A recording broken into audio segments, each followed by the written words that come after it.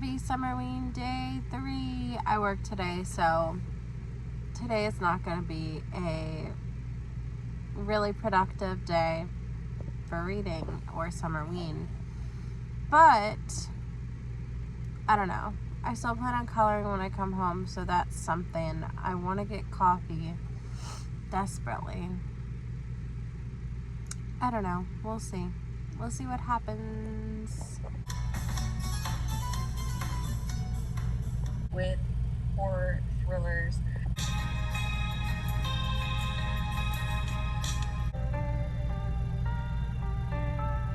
I'm about to hop into The Death of Mrs. Westaway on audio. We discussed yesterday that I think that this is the best route for me to go, considering I don't have an audiobook for the week and I have driving to do.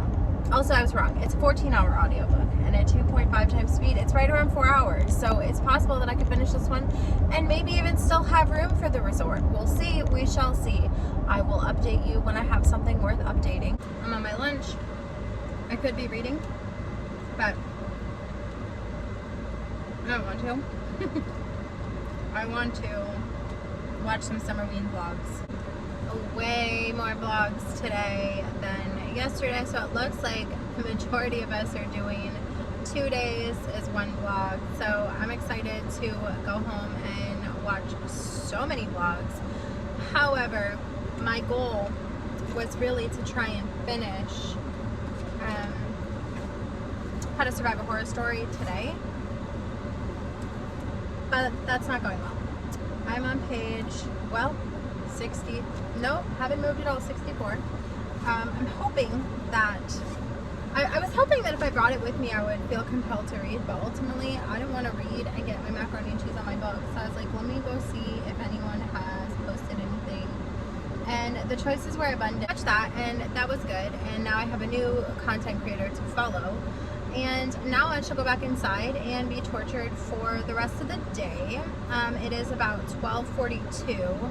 I should go back for 12:45, but I need to throw away my macaroni and cheese cup. So many things I have to do. But I don't want to go back in. I don't want to go back in.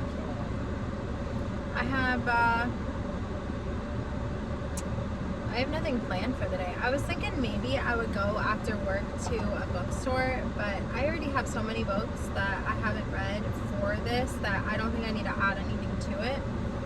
But also, who doesn't love going to a bookstore? And I found 2 indie bookstores in my area that I might check out. I don't know. We'll see. We'll see. Maybe I'll save that for a different day, because today's Monday and it is Monday and I am not feeling like existing today. But I have to.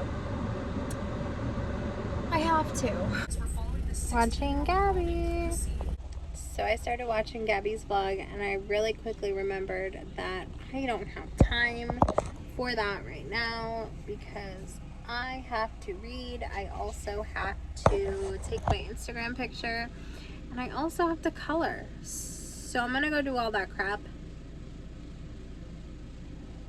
I might watch Gabby while I color because I'm a pretty decent way into my audiobook and I still have all week to read it, so it's not like I'm in a hurry. But it is going really well. I do like it quite a bit. Let's see, where am I at? Chapter 15.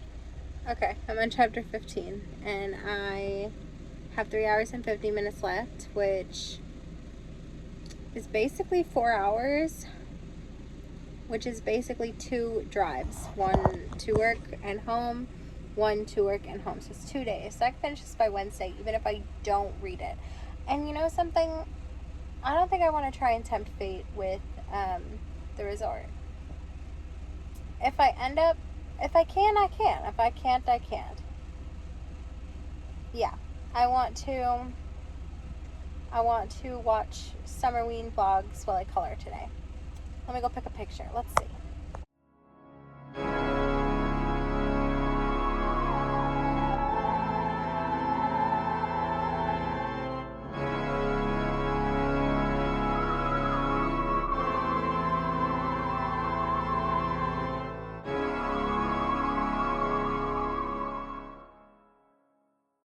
finished watching Gabby's vlog and I finished coloring this picture. I really actually like the limited color palette. I wish that maybe I would have selected a different pink than this and then the brain, because it's overwhelmingly warm, which isn't necessarily a bad thing, but not too bad. I kind of like it. It's Monday, which is a contributing factor to why I am so tired, but I put the bookmark in chapter 15 and that puts me at page 119, which is really not that bad. Like, that's a pretty fair bit into it. So I'm not too bad about that. I'm really tired though. I still have a few minutes to get a picture. Good morning. I forgot to vlog this yesterday, but my husband got me little roses, so now I gotta keep them alive. I have news. I made it to work. I acquired a caffeinated beverage, and I just found out that there is a used bookstore, a new and used bookstore, like on my way home, which I'm so excited for because I've never lived near a new and used bookstore. When I lived in Maine, I knew of one, but it was so far away and I wasn't going there by myself. When I lived in Maine, I was a lot younger, so I would have, I was unfamiliar with the area. I would have made my husband go with me. However, I literally pass by this bookstore every day and have for the entire year that I've lived here, and I had no idea. I think we have to go. I think it's mandatory that we go. I am over halfway into The Death of Mrs. Westaway. I accomplished one more chapter last night of How to Survive a Horror Story. So let me update you. Let's do an update. So The Death of Mrs. Westaway is getting really good. Like, I'm sitting here, like, I want to know, like, chop. I want to know, like, what is happening. I had theories when I went into it. So the premise of The Death of Mrs. Westaway, which I don't believe I shared with you yesterday, or the entirety of this vlog that wasn't up until like right now.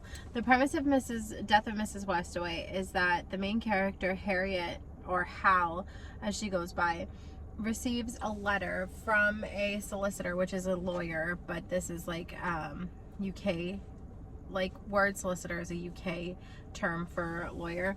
So she receives a letter from a solicitor letting her know that her grandmother had passed away and that she should come collect her inheritance. However, it's not her grandmother, and she knows that, but she's like in a really bad spot in life. She owes money to somebody, and she's like really, like, the bills are not being paid, and so she has to decide, am I gonna go or not? And I mean, obviously she goes. I mean, I don't feel like that's that big of a spoiler to say that, but I'm halfway through, and as the mystery is beginning to unravel, more pieces are being added to the puzzle and more mysteries are being added, and I feel like there's even like sort of more questions than answers at this point.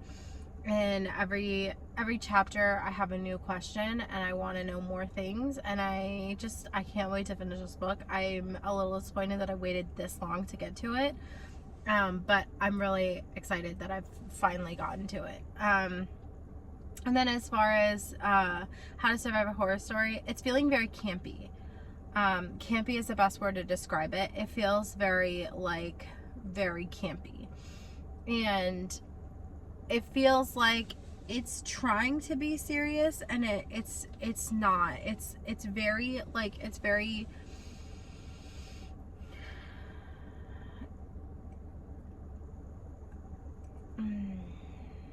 I don't know if I'm having a good time. By the way, happy release day to How to Survive a Horror Story. I've had it for a week, but happy release day. I don't know. I'm not sure that I'm enjoying it. It feels like it's trying too hard to be serious, but it's very campy, and it feels more like a joke. It feels more like, I mean, how do I describe this? Like, it feels like the way that I would describe it without trying to spoil anything, being less than 100 pages in, it feels like a game of Clue mixed with an escape room, but campy. Like, it that's what I got. That's what I got. But I just noticed a pattern that I feel like we should discuss, but I want to discuss it when I have more time, and I've got to go into work now. So remind me later that I have a pattern that I'd like to discuss about books that I've DNF'd in the past and how this one might join the list. I left work and I made it to the bookstore, and y'all, this, like, the window art is so cute. How cute is that? So cute. And there's like even books like right outside right there, so I'm gonna go over there and see what's up.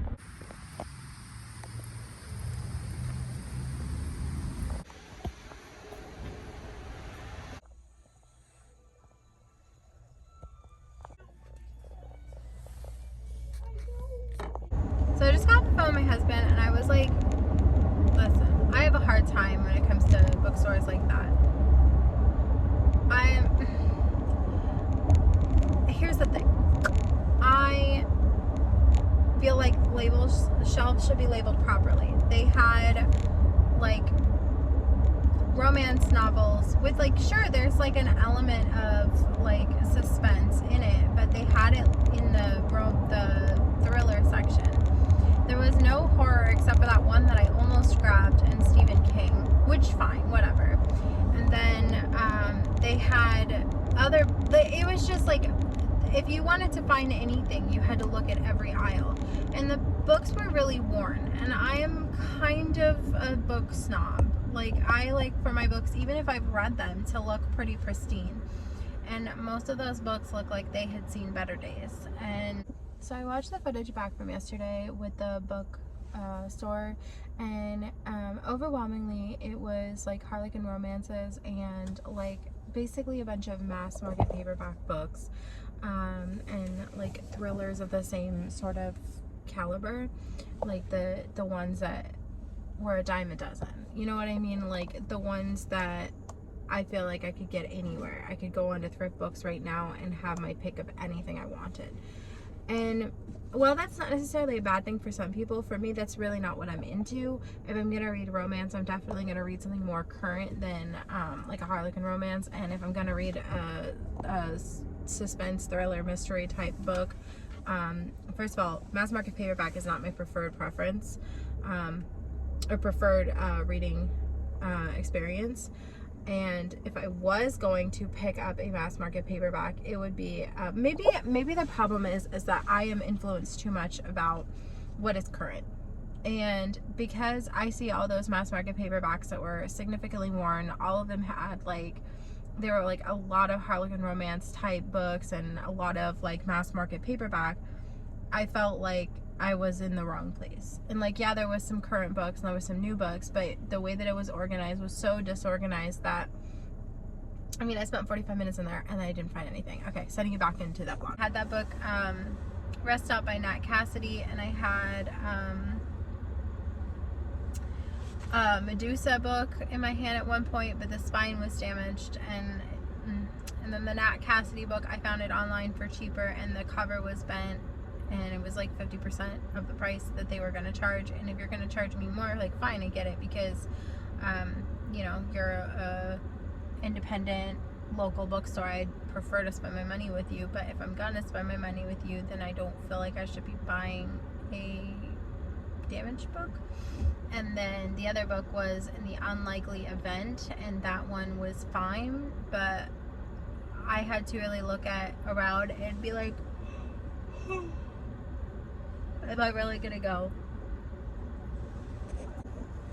But I had to say to myself, am I really gonna buy this book for like $6.95? I don't know when I'm gonna read it. It's just gonna sit on my shelf. Is that a positive thing to do? And myself said, not really.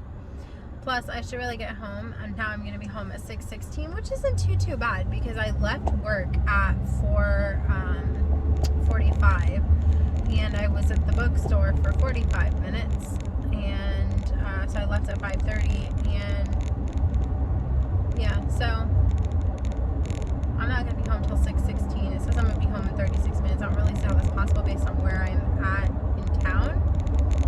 But okay, I'm going to go switch to listening to Mrs. Westaway. I'm a little bummed that I didn't buy anything because it always feels a little disappointing to go to a bookstore and not buy anything. You know what I mean? Alright, it's time to hit myself with some hard truths here. I have in my hand 3 books that I've DNF'd in the past year or so. And I want to talk about them. And I want to see if maybe what I think I like, I don't like. Starting with my most recent DNF, How to Survive a Horror Story. I can't put my finger on it, but the more I think about it, the more I'm like, I'm pretty sure that I'm just going to soft DNF this. Even if I pick it back up at the end of Summerween, I just can't continue. If I continue through this book, I'm going to put myself in a reading slump, and I'm not going to get to We Used to Live Here. And this was sort of a cover buy, edge buy. This one, We Used to Live Here, is a book I actually wanted to read the contents of. So I think I'm going to set this one aside for now and pick this one up. Now, here's the issue. I have DNF'd, soft DNF'd, 2 books very similar to this book in the last year or so. And I think maybe that I don't like this type of story. So, 7 authors, and it feels very much like a revenge story. Sounds familiar. This is 6 POVs, and it's a revenge story. Kill Creek. 4 authors. I never got far enough to figure out what was going on. I made it to page 124 in this one, and I put it down. And in this one, I made it to page 68 and put it down. And this one, I made it to page 79 and I put it down.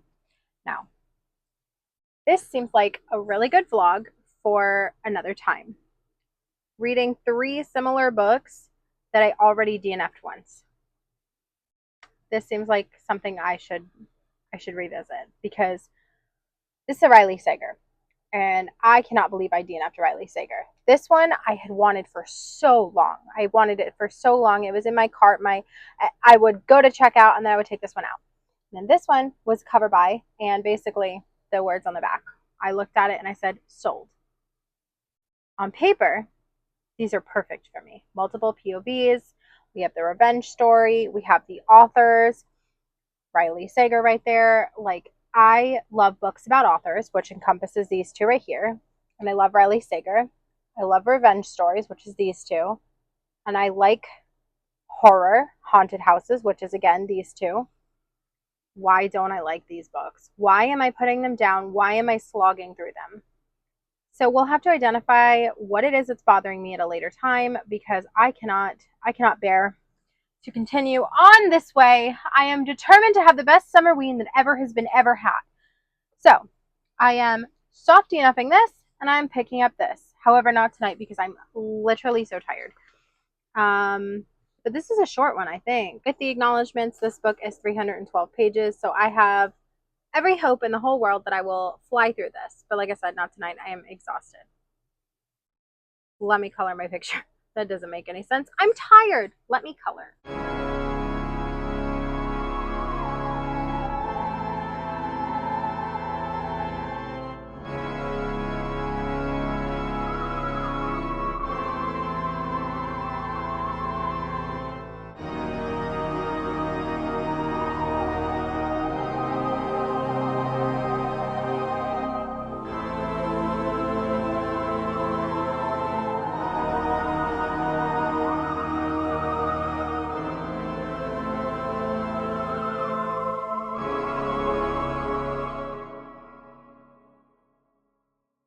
Here's my terrible picture as I watch Gavin. I think I gave up. Like, I think I was genuinely just so tired that I gave up. Because had I thought about it better, I would have put this is the gray and this is the blue. I mean purple. Whatever. Okay, bye.